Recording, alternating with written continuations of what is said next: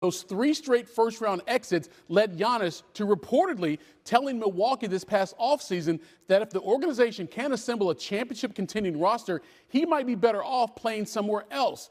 And that somewhere else was specifically New York.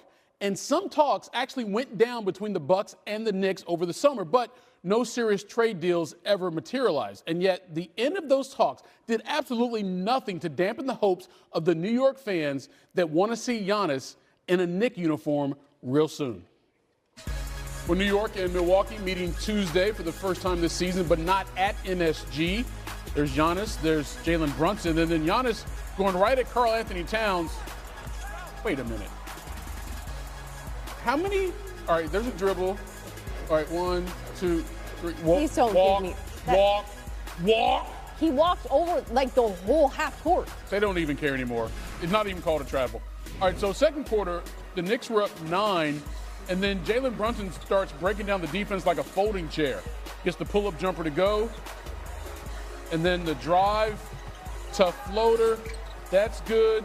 The lead is 14, and then Brunson ends up with it, knocks down the wide-open 3. The Knicks scored 45 points in the second quarter. Their second most in any quarter since the start of last season. They were up 71-59 at the break. But in the third quarter, Giannis came out like, who up next? You up next. OG Anunoby on the wrong end of that left-handed dunk. So the Bucks down just 5. And then here, Mikal Bridges drives, gets blocked by Giannis from behind, and then the break goes the other way. Look at Giannis hustle all the way down the middle of the court to be in position for the rebound and the putback. What a sequence. And look what he said, this is my city? Okay, but for how long? Ooh, and will New York ever be your city, Giannis? That's what Knicks fans want to know. How about that spin move? And he's demonstrating what he did after he did what he did. Like me explaining a joke. Oftentimes to me here. And then Giannis just ripping it through the defense. Big third quarter surge. And the Bucks had a 3-point lead going to the fourth quarter. Brunson trying to man up on Giannis, gets it poked away, and he went down. He stayed down as Giannis finished with the easy dunk. Now, he would stay in the game with Brunson, finished with a team-high 36 points. But with 5:40 to go in the game, we are tied at 103. Brunson brings it up, and he gets poked away. Giannis at the other end, he wouldn't give him that up. So now it's a 2-point Milwaukee advantage. 3 minutes to go. The lead is now 4. Giannis, that's too tough. Pushes the lead to 6. He had 37 points, 8 rebounds, 7 assists. In fact, this was his 4th straight game with 30 points, 5 rebounds, 5 assists, and 60% shooting as the Bucks win it 121-111. But the question is, what about all that Knick talk, Giannis? I'm here representing my team, and that's it. We beat the Knicks. If it becomes a distraction for me, I don't have time. I'm not going to lie to you. I have 4 kids. I have a 7-month-old, 2-year-old, 4-year-old, and 5-year-old. I have 4 little, gremlins that they're running around, and I have, my craft that I got to improve, and then I got to lead the team, and then I got the other things. I got my wife, I got my mother, I got my brothers, I got to go to church. Man, I ain't got time for all that. So I'm being very, very honest with you. I just love playing basketball, and I try to speak on the court. Giannis got a lot going on. He does have a lot going on. Speaking of babies, look at those Who is that two. on the left? Happy 16th Who's that on the anniversary right? to Steph Curry, James Harden on their NBA debut nights. Now 16 years later, seeing each other. Early first quarter, game tied at 7. This is early. Curry hits that 3. Warriors up 3. Now in the second quarter, Harden.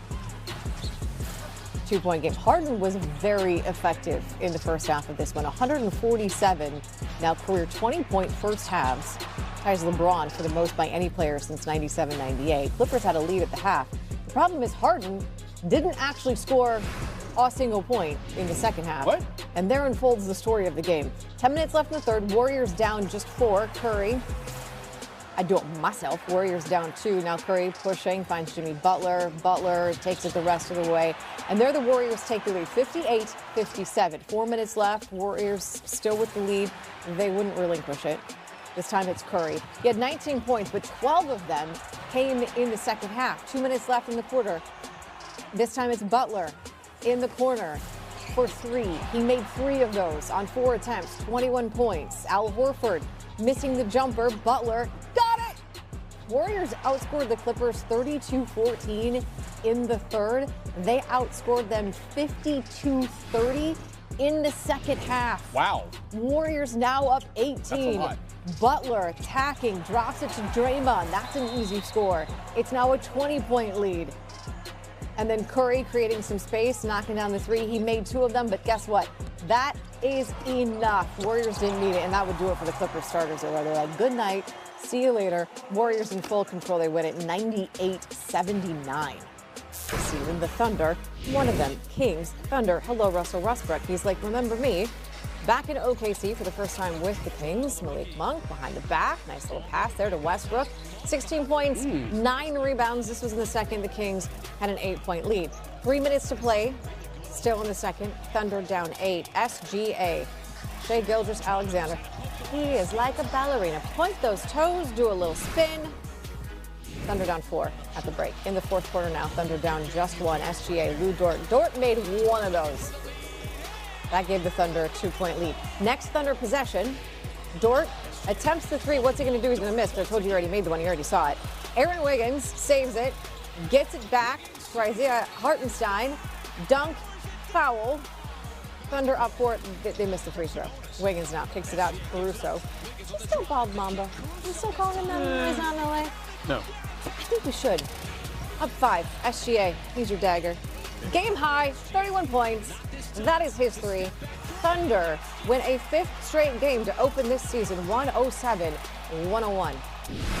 Well, the Sixers looking to win their first 4 games to start the season since 2019 as they visited the Wizards. Tyrese Maxey, 111 points in his first 3 games, second to Wilt Chamberlain for most by Sixers in his first 3 games. We pick it up here late in the game. Sixers were down 10 after that Chris Middleton jumper, but they said, yeah, we are down, but we are far from over. Maxey gets it off the lay-in. Next possession, Maxey finds Quentin Grimes, knocks down that 3, so now the deficit is just 5. Next possession for Philly, Maxey, step back. It's a 3-point game.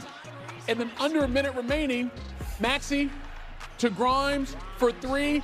It ain't over. The party's not over. The Sixers come all the way back to tie it in the final minute. 10-0 run to end the fourth quarter. They were down by as many as 17 at one point in that fourth quarter. Now we're in overtime. Alex Sarr, 31 points, 11 rebounds, 5 assists. Youngest player in Wizards history with a 30-10 game. Wizards were up 5.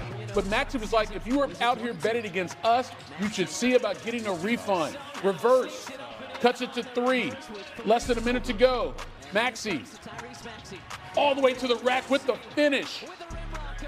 It's just a 1-point game. Now 30 seconds remaining. Maxey puts up the floater off the front of the rim, but Adem Bona is there. Puts the Sixers up 1. CJ McCollum with a chance, they're down 3, but the Sixers hang on to win it.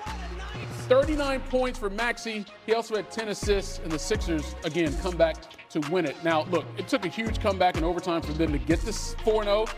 Far cry from last season when they didn't win their 4th game until after Thanksgiving.